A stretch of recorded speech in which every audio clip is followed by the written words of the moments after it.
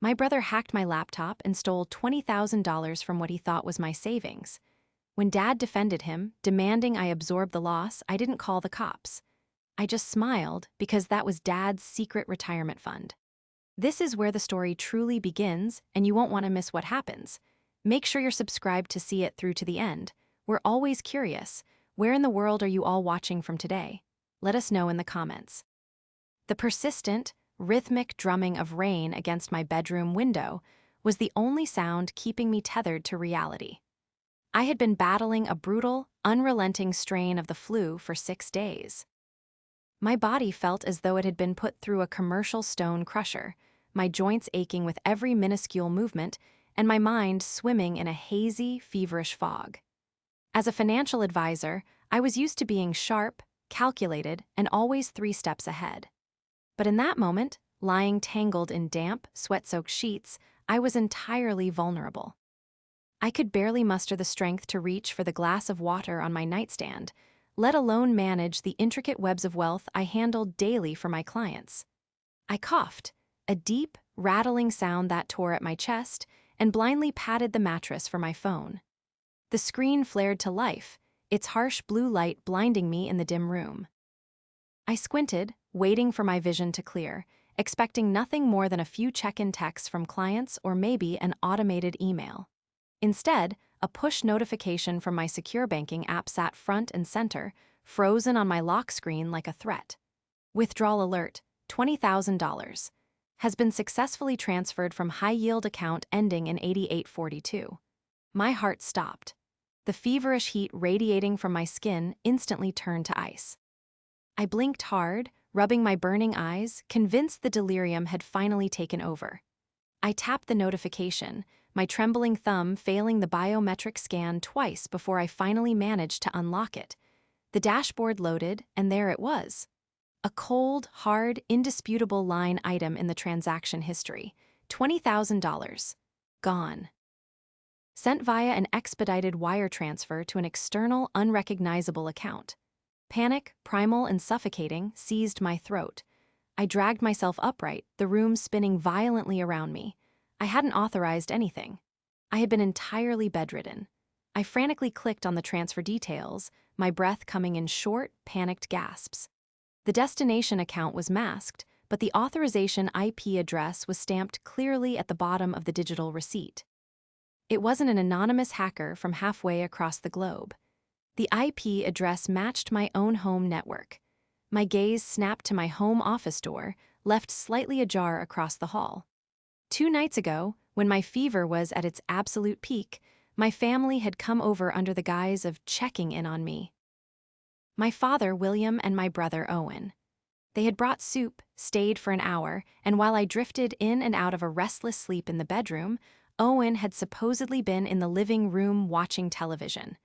But my work laptop, the one I had explicitly told him never to touch, had been left open and asleep on my desk. The realization hit me with the force of a physical blow. It was Owen, my own brother. He had waited until I was incapacitated, crept into my office, bypassed my screensaver password, which he had likely shoulder-surfed months ago, and drained the account. The sheer audacity of the violation left me breathless. I clutched the phone to my chest, my lungs burning as I struggled to draw air. The betrayal was worse than the diagnosis itself. The immediate aftermath was a blur of frantic phone calls and a sickening, hollow feeling in my stomach. I didn't call the bank immediately to freeze the transfer. Instead, I called William. I needed to know if my father was aware of the monster he had raised, or if he was just as blindly manipulated as he had always been. My fingers shook violently as I dialed his number, pressing the phone to my ear. I could hear the faint, annoying hum of the television in the background when he finally answered. "Maria, you sound terrible. Are you still sick?" William's voice was gravelly, laced with that familiar tone of mild inconvenience he always adopted when my life interrupted his schedule. "Where is Owen?" I rasped, my voice barely more than a strained whisper. I didn't have the energy for pleasantries. "I know he's there, Dad. Put him on the phone, now." There was a heavy pause on the other end of the line.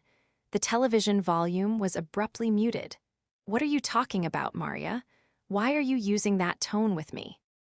He stole from me, I choked out, tears of sheer fury finally spilling over my eyelashes and burning my fever-flushed cheeks.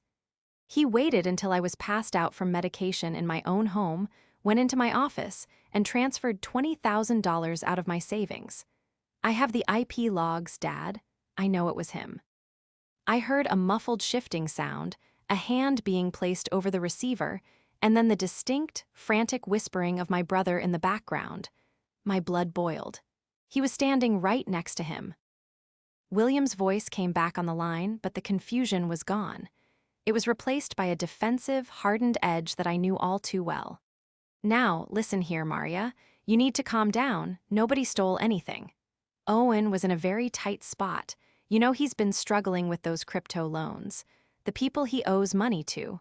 They aren't the kind of people you can just ignore. He was desperate. I sat frozen on the edge of my bed.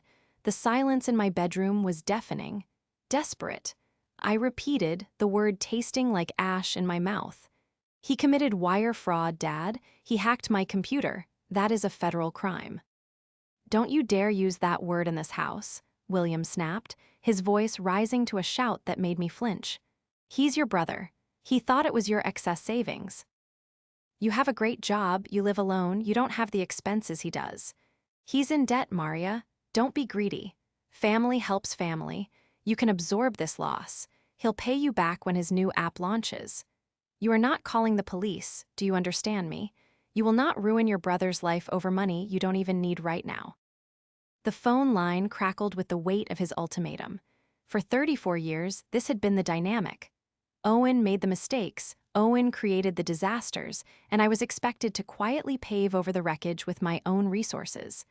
I closed my eyes, a terrifying, unnatural calm suddenly washing over the feverish heat in my body. Okay, Dad, I whispered softly. I won't call the police. I'll absorb it. Good, William huffed, sounding relieved and victorious. That's my girl. Get some rest. We'll talk about this when you're feeling better. He hung up, leaving me listening to the dead dial tone. I slowly lowered the phone to my lap, a cold, empty smile spreading across my face. William thought he had won. Owen thought he was safe. But they had forgotten one crucial thing. To understand the absolute gravity of Owen's entitlement, you have to understand the foundation of our family. I was the eldest, the responsible one, the invisible pillar that held up the roof while Owen was allowed to dance in the rain. When we were teenagers, I worked 3 part-time jobs to put myself through a state college, carefully tracking every penny on homemade spreadsheets. Owen, 3 years my junior, was handed the keys to a brand new sedan for his high school graduation, fully paid for by William's grueling hours as a construction foreman. William's favoritism wasn't even hidden. It was celebrated as a quirk of his old-school mentality. The son carries the legacy, the daughter carries the burdens. When I bought my first modest condo, William nodded approvingly. When Owen announced he was dropping out of a prestigious business program to become a serial entrepreneur, William remortgaged his house to fund Owen's first spectacular failure. Over the years, Owen evolved from a spoiled teenager into a dangerous liability. He was a master of the pivot, moving from dropshipping empires that never materialized to cryptocurrency scams that left him holding the bag. And standing right beside him, fueling the delusions of grandeur, was Penelope. Owen had married Penelope 2 years ago. She introduced herself to the family as a lifestyle influencer, which practically meant she spent her days curating a fictional life of luxury on social media while Owen desperately scrambled to fund it. Penelope was polished to a terrifying degree. Not a hair was ever out of place. Her clothes were always aggressively branded, and her smile never quite reached her cold, calculating eyes. From the moment she entered the family, Penelope had shown an inappropriate, laser-focused interest in my finances. At Thanksgiving dinners, while William carved the turkey, Penelope would corner me in the kitchen. She wouldn't ask about my well-being or my career goals. Instead, she would lean in, her heavy perfume suffocating the smell of roasted vegetables, and ask incredibly pointed questions. So, Maria, she had purred last Christmas, swirling a glass of wine. Being a CPA for those high net worth clients must come with some hefty bonuses, right? I imagine you have quite the little nest egg sitting around, doing nothing. It's a shame to just let capital stagnate when Owen has such incredible investment vehicles ready to launch. I had always deflected, keeping my professional life and personal wealth strictly guarded. I knew exactly what they were. They were parasites, dressed in designer clothing and armed with victim mentalities. Owen lacked the discipline to build anything real, and Penelope lacked the moral compass to care whose money they were spending, so long as the aesthetic was maintained. The $20,000 Owen stole wasn't a crime of sudden, panicked opportunity. It was a calculated strike, likely planned and encouraged by Penelope. They had looked at my quiet life, my modest home, and decided they were entitled to the fruits of my labor. They saw me as an endless, uncomplaining resource. But as I sat in the dim light of my bedroom, the fever finally beginning to break, I looked at the bank statement again. The high-yield account ending in 8842. Because of William's blind spot for his son, he knew he couldn't trust himself if Owen ever came begging for a massive bailout. 2 years ago, terrified of losing everything he had worked his entire life for in construction, William had come to me in secret. He handed over a cashier's check for his entire life savings and begged me to hide it. He begged me to manage it in a blind trust under my name, strictly forbidding me from ever giving a dime of it to Owen, no matter how hard William himself might ask in the future. Owen hadn't hacked into my personal savings. He had just stolen the last remaining $20,000 of our father's secret retirement fund, and I was going to let him spend every single penny of it. The morning after my fever broke, the relentless rain had finally stopped, leaving the world outside my window looking washed clean and painfully bright. Inside my chest, however, a dark, churning storm was only just beginning to gather strength. I sat at my home office desk, a steaming mug of black tea resting untouched beside my laptop. The screen was open, displaying the stark, unforgiving numbers of the depleted trust account. As a certified public accountant, I knew exactly what my options were. The banking system has safeguards. When wire fraud occurs, there is a critical 24-hour window. If I picked up the phone, called the fraud department, and submitted the IP logs proving unauthorized access, they could freeze the receiving account. They could yank the $20,000 back from whatever void Owen had sent it to. It would trigger an investigation, yes, but the funds would be secured. I looked at the clock in the corner of my screen. I had 4 hours left before that window permanently closed. I leaned back in my ergonomic chair, staring at the ceiling, my mind meticulously assembling the pieces of the puzzle. William had demanded I absorb the loss. He had explicitly forbidden me from calling the authorities. He had weaponized his role as a father to protect the son who had just committed a felony against his own family. But William was operating under a massive, catastrophic delusion. He truly believed it was my money that was gone. He believed that my years of hard work, my late nights auditing corporate accounts, and my frugal lifestyle were simply a buffer meant to absorb Owen's spectacular failures. I slowly reached over and closed the banking tab. I wasn't going to make the call. I was going to let the fraud window expire. I was going to let the money burn. The shift from passive victim to active strategist felt like a sudden rush of cold water. If I was going to play this game, I needed to know exactly what I was up against. I couldn't rely on my own assumptions. I needed airtight, indisputable facts.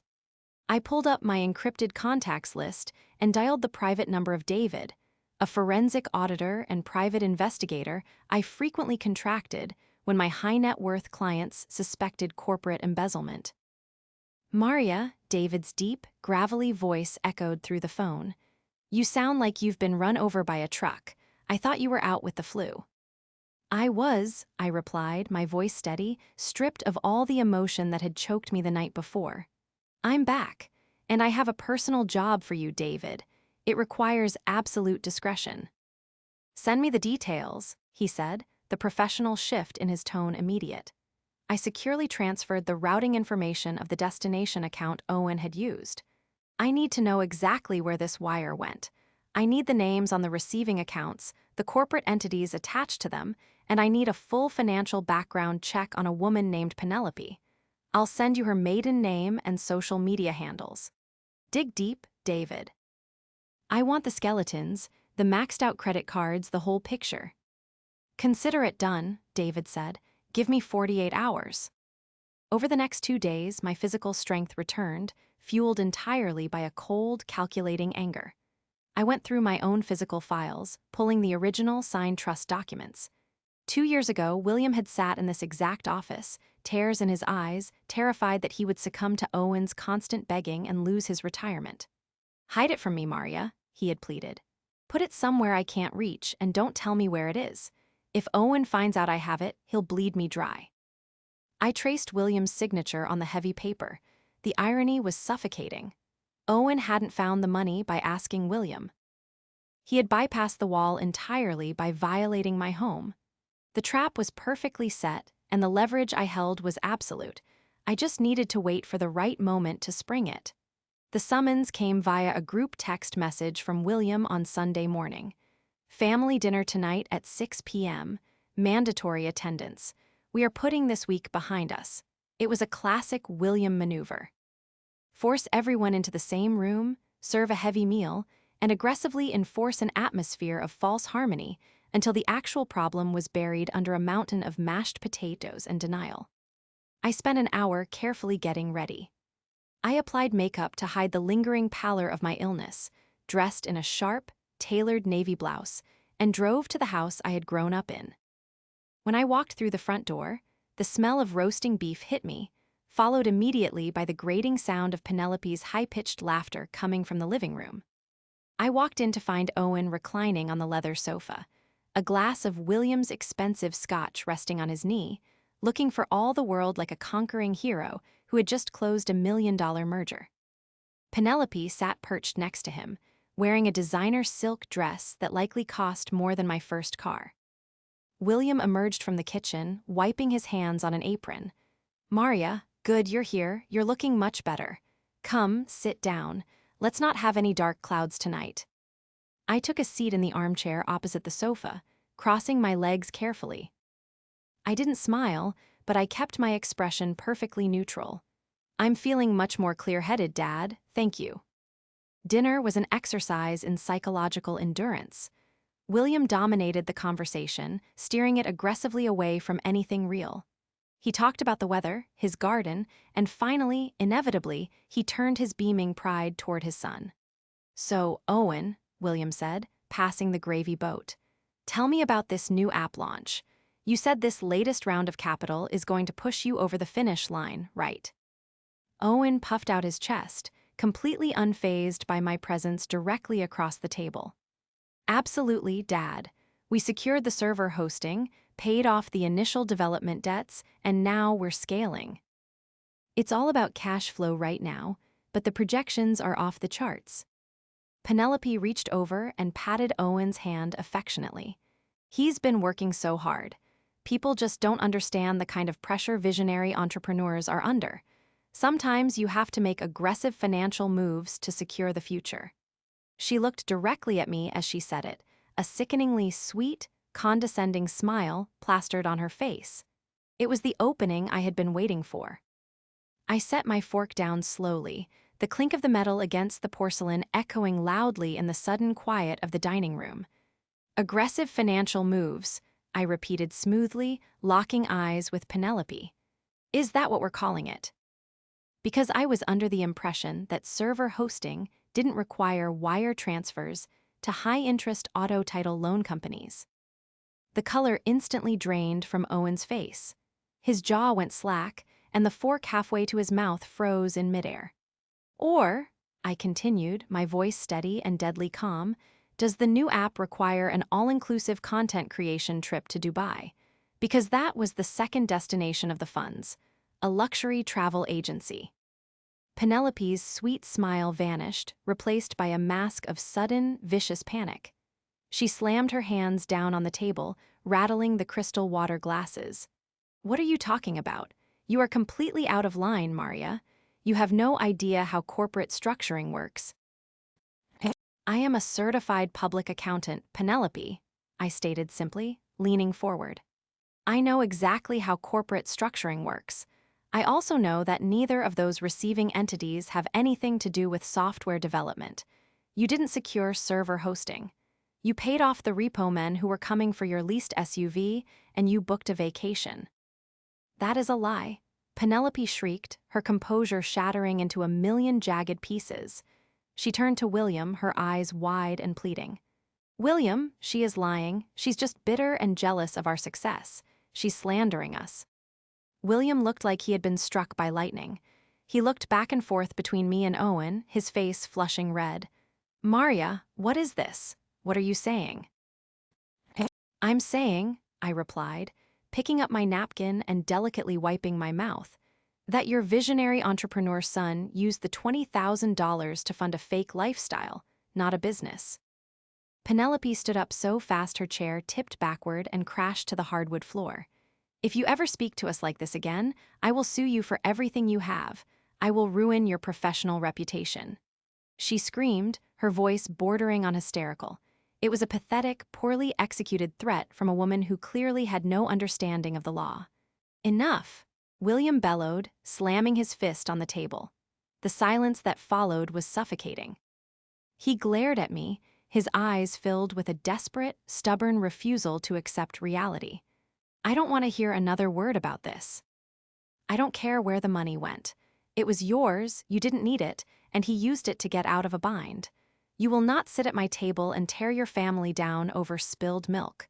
Do you understand me, Maria? I looked at my father, seeing the absolute depth of his blind loyalty. He was choosing the lie. He was fighting tooth and nail to protect the illusion of his son. I understand perfectly, Dad, I said softly, rising from my chair. I'll let myself out. The fallout from the dinner was immediate and desperate. By Monday morning, my voicemail was choked with messages from Penelope. They ranged from sobbing pleas for sisterly understanding to unhinged, vitriolic threats about restraining orders and defamation lawsuits. She was flailing, terrified that the polished veneer she had constructed was cracking for the world to see. I saved every single voicemail to a secure cloud drive. On Tuesday afternoon, David requested a secure video call. I locked my office door and answered. You hit the hornet's nest with this one, Maria, David said, holding up a thick manila folder. He didn't look amused.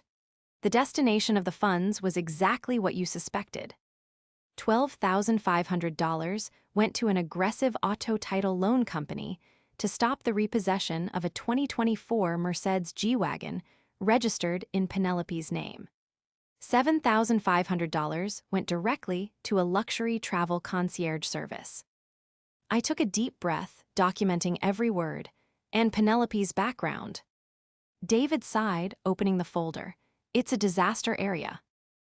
3 maxed-out credit cards currently in collections, an eviction notice from 3 years ago under her maiden name in another state.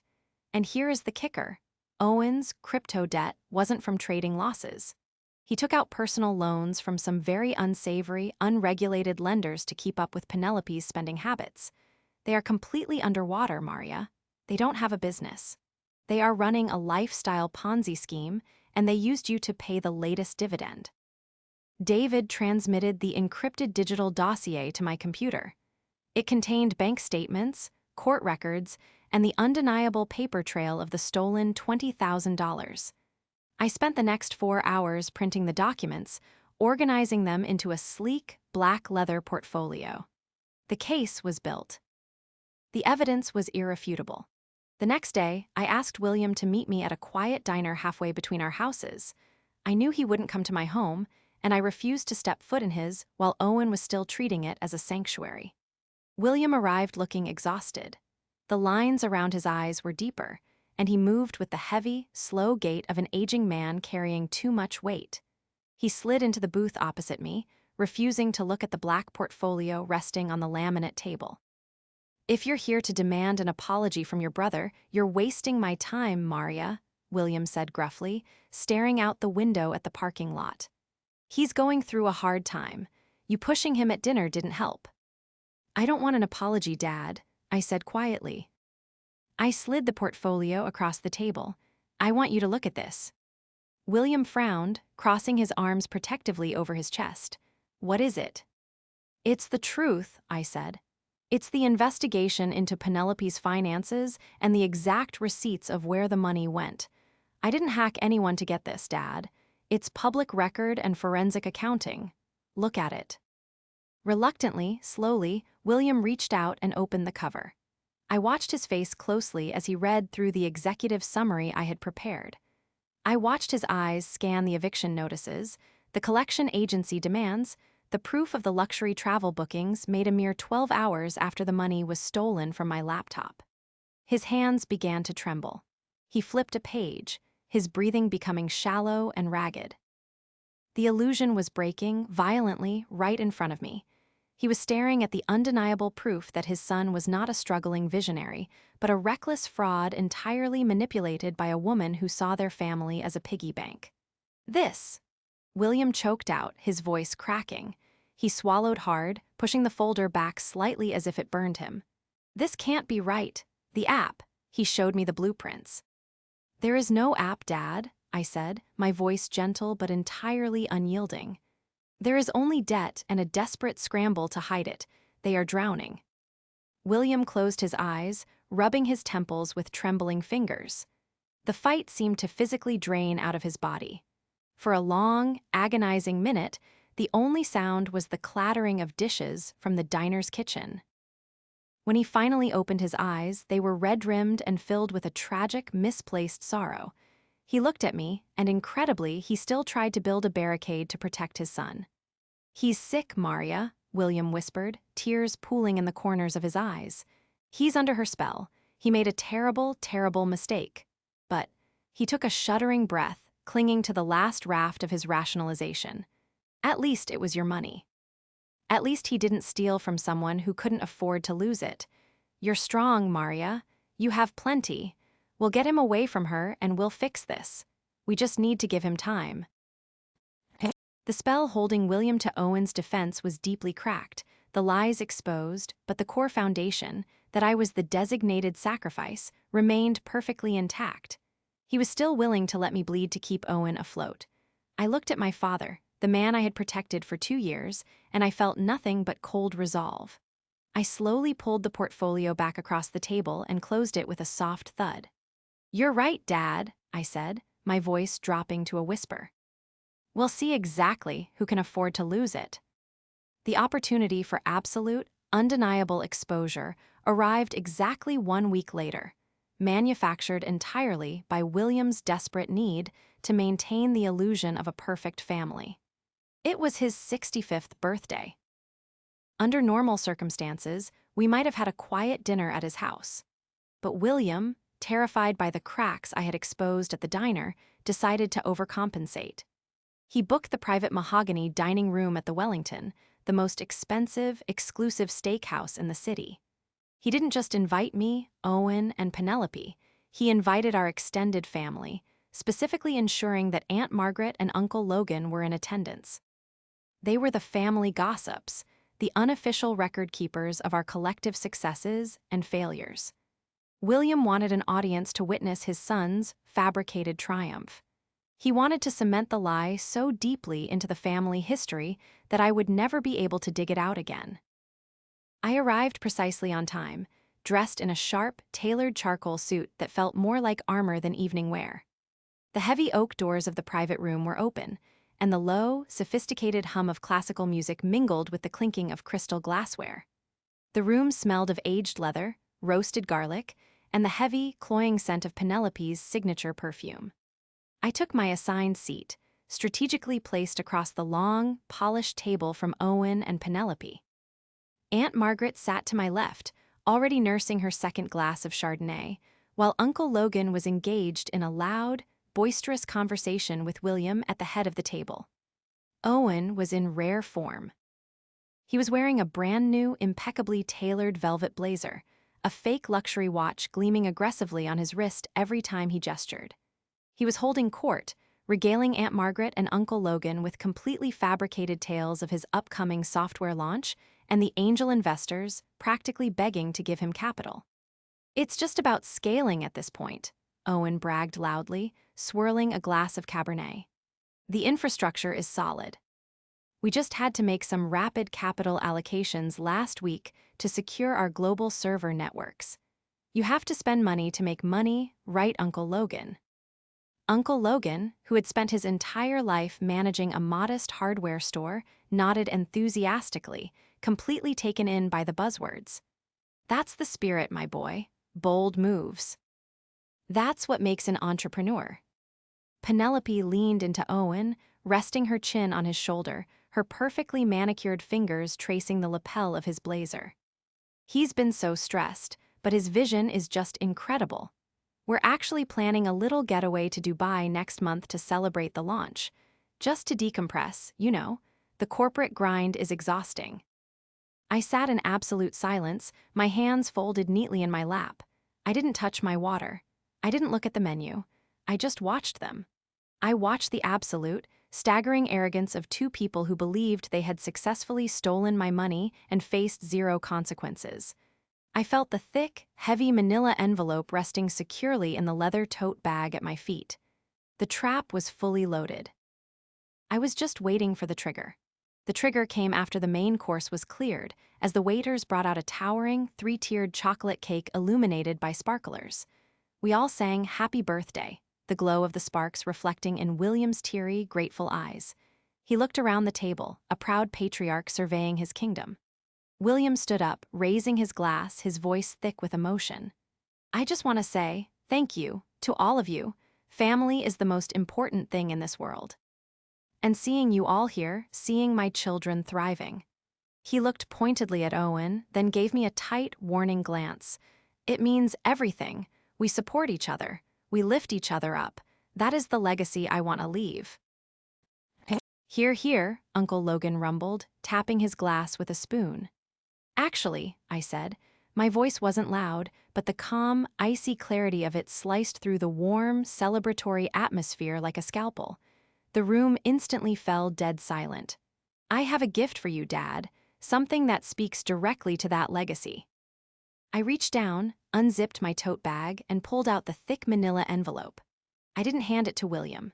Instead, I stood up, walked slowly around the perimeter of the table, and placed a bound, printed copy of the forensic financial report in front of Aunt Margaret. Then, I placed one in front of Uncle Logan. I dropped the third copy directly onto Owen's empty dessert plate, and finally, I slid the master file in front of William.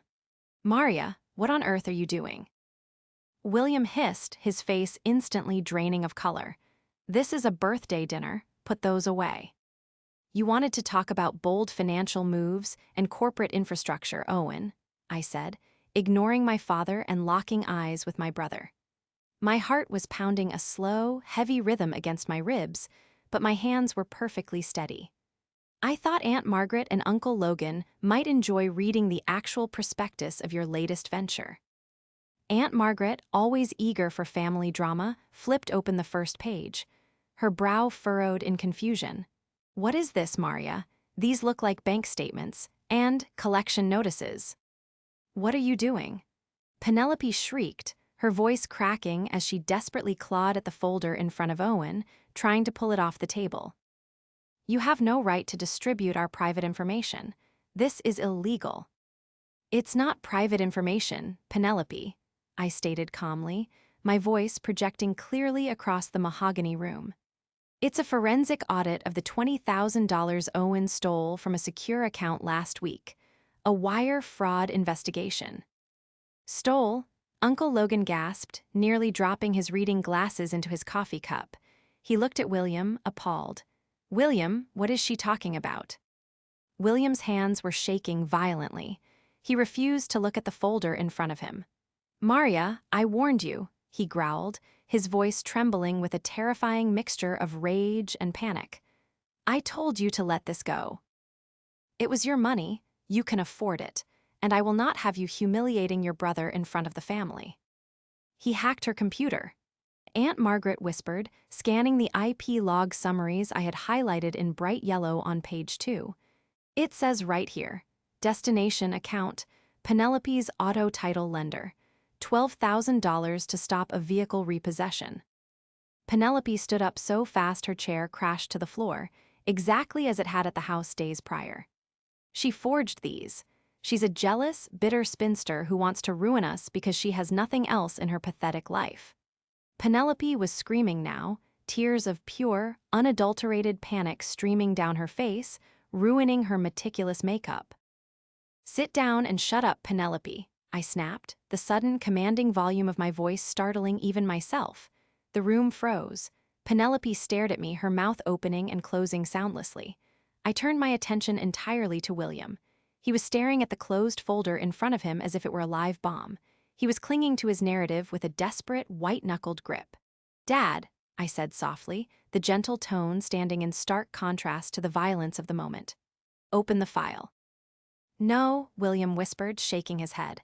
"I won't. You've ruined the dinner. You've made your point. Now leave." "Open the file, Dad," I repeated, leaning over the table until I was inches from him.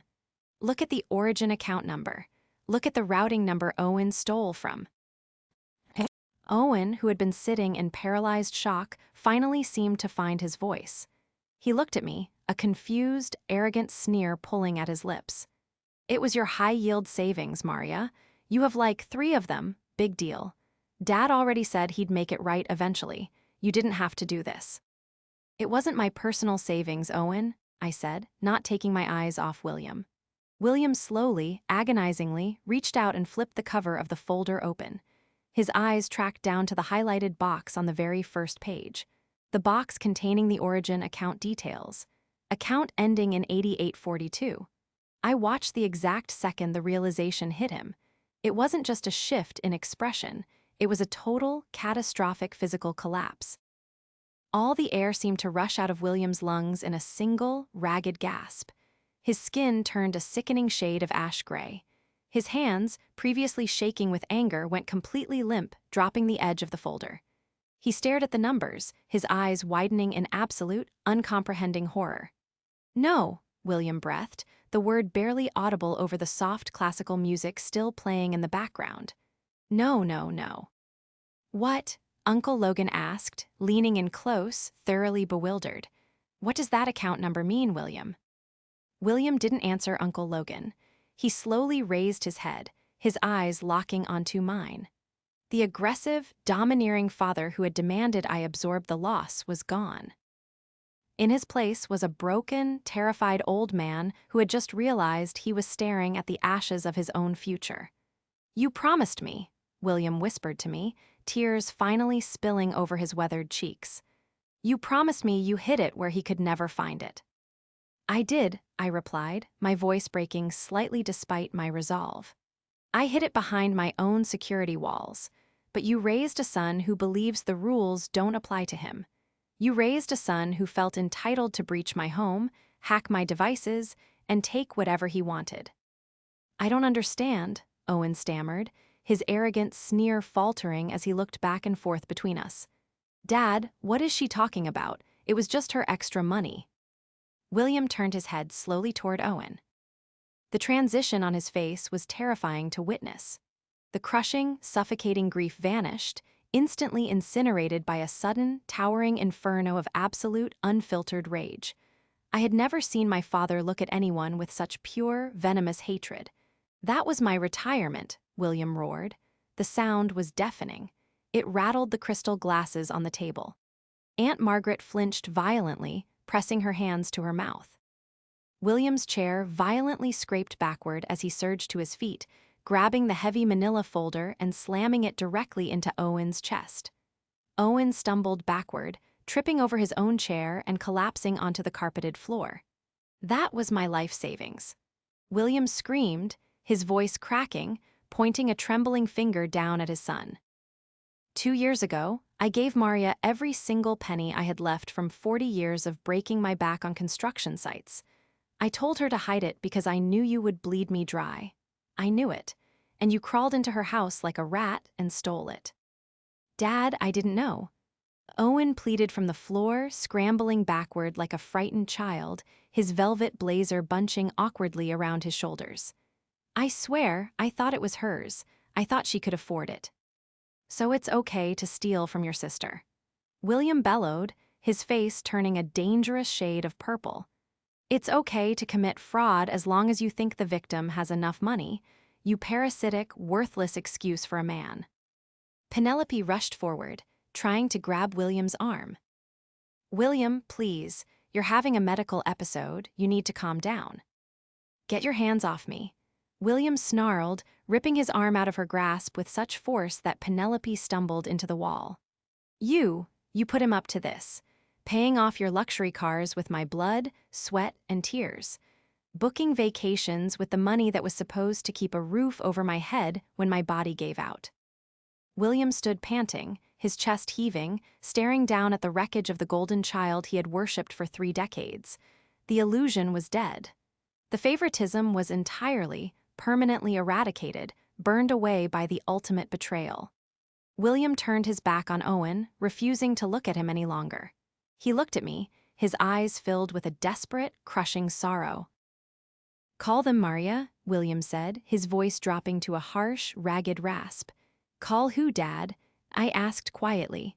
William looked down at the folder scattered on the floor. "Call the police. Call your lawyers. I want to press full charges for wire fraud. I want him in a cell." The aftermath of the Wellington dinner was swift, brutal, and entirely merciless. I didn't hesitate. The very next morning, armed with William's explicit, notarized consent, I handed the complete forensic dossier over to my network of legal contacts and the Financial Crimes Division of the local police department.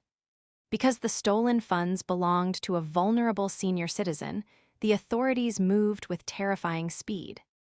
Within 48 hours, Owen's bank accounts were frozen pending a federal investigation. The $12,500 he had wired to the auto title lender was flagged as the proceeds of a crime, tangling Penelope's beloved G-Wagon in a massive legal web that ultimately resulted in its immediate repossession anyway. Without the stolen funds to bridge their massive gaps in credit, their entire lifestyle Ponzi scheme, as David had so accurately called it, collapsed overnight. Penelope's curated social media accounts vanished within a week, replaced by the stark, undeniable reality of collection agencies relentlessly calling their phones and a formal eviction notice being taped to the door of their luxury apartment. They were financially ruined, socially exiled by Aunt Margaret's lightning-fast dissemination of the truth, and facing the very real prospect of prison time for felony wire fraud. 2 weeks after the catastrophic birthday dinner, the harsh, relentless summer heat broke, giving way to a cool, crisp autumn morning. I was sitting on the back porch of my condo, wrapped in a thick cardigan, watching the leaves slowly turn gold in the early light. The quiet of my home, which had felt violated and tainted ever since the theft, was finally beginning to feel peaceful again. I heard the crunch of gravel in my driveway, followed by a heavy, hesitant knock on my front door. I walked through the house and opened it to find William standing on my porch. He looked 10 years older than he had just a month ago. The arrogant, forceful patriarch who had demanded my silence was entirely gone.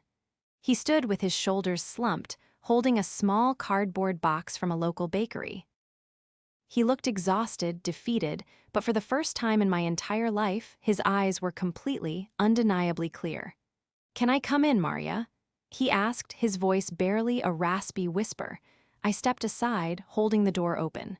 "Of course, Dad." I led him to the kitchen, brewing a fresh pot of coffee while he sat at the small wooden island, staring awkwardly at his hands. For a long time, the only sound was the bubbling of the coffee maker. I poured 2 mugs, set one in front of him, and sat down opposite him.